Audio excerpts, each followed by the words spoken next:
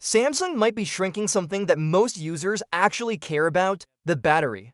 According to a new leak, the upcoming Galaxy S25 FE could come with a smaller battery than last year's model, the S24 FE, and while that doesn't sound like a big deal at first, it's a pretty bold move in a time when users expect more power, not less. Here's the story. A real-world image of the Galaxy S25 FE has surfaced, and along with it, a key detail: its battery capacity is expected to be 4,500 mAh. That's 200 mAh less than the S24 FE, which had a 4,700 mAh battery.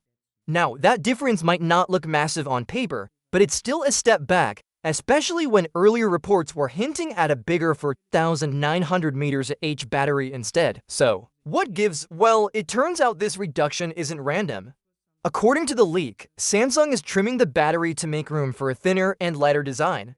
The Galaxy S25 FE is expected to be just 7.4mm thick, compared to 8mm on the previous model, and it will weigh 190 grams. That's 23 grams lighter than the S24 FE. That might not sound like a lot, but in the world of smartphones, every gram and every millimeter counts.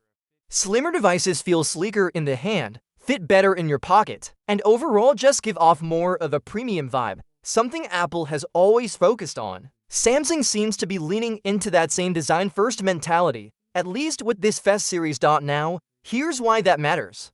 We're starting to see a shift in how brands like Samsung and Apple are thinking about phones. Apple's upcoming iPhone 17 Air is rumored to go ultra-thin, and Samsung's new Galaxy S25 Edge seems to be built to compete directly with that model. So it makes sense that Samsung might also slim down the S25 FE to keep the overall lineup consistent. But the big question is it worth it? Is a thinner, lighter phone really better if it means you get less battery life? There are two sides to this. On one hand, most users don't necessarily notice a 200 mAh drop. Software optimizations and power-efficient chips can help make up the difference. But on the other hand, battery life is something people really care about, especially in a phone that's supposed to be a more affordable flagship. The FE series, short for Fan Edition, is meant to deliver premium features at a lower price. It's targeted at users who want flagship performance without going all in on the Ultra models. And for that group, battery life is often a key priority. So taking even a small step back on that front could frustrate the very audience Samsung is trying to serve. That said, we should be cautious here. The source of the leak is pretty well known and generally reliable. But another leaker has already said that the 4,500 mAh number might actually be a typo. Apparently, the original spec sheet listed it as 4,500, but the writer later clarified they meant 4,900. Whether that's true or just damage control, who knows? In leaks like these, it's not uncommon for one wrong number to catch fire. It spreads, gets picked up in headlines, and suddenly it becomes the assumed truth. So while this smaller battery might be real, it's just as possible that it's not. Until Samsung officially announces the device, we won't know for sure. From my perspective, though, if this leak does turn out to be accurate, Samsung will need to nail the balance.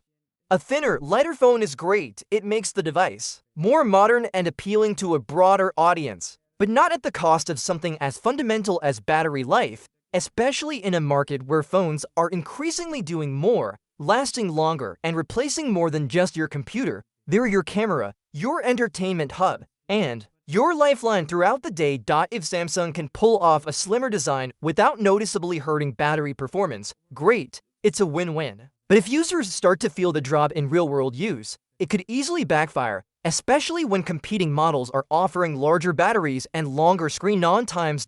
At the end of the day, the Galaxy S25 FE still looks a lot like its predecessor. The design hasn't changed much, and the rest of the specs, which haven't all been confirmed yet, seem to stay within the usual fare range.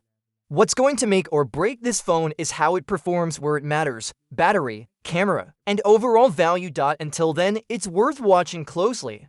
Because sometimes small changes, like 200 mAh here or a couple millimeters there, say a lot about where a company is headed next. What's your thoughts on this? Let me know in the comments section. See you in the next video. Take care.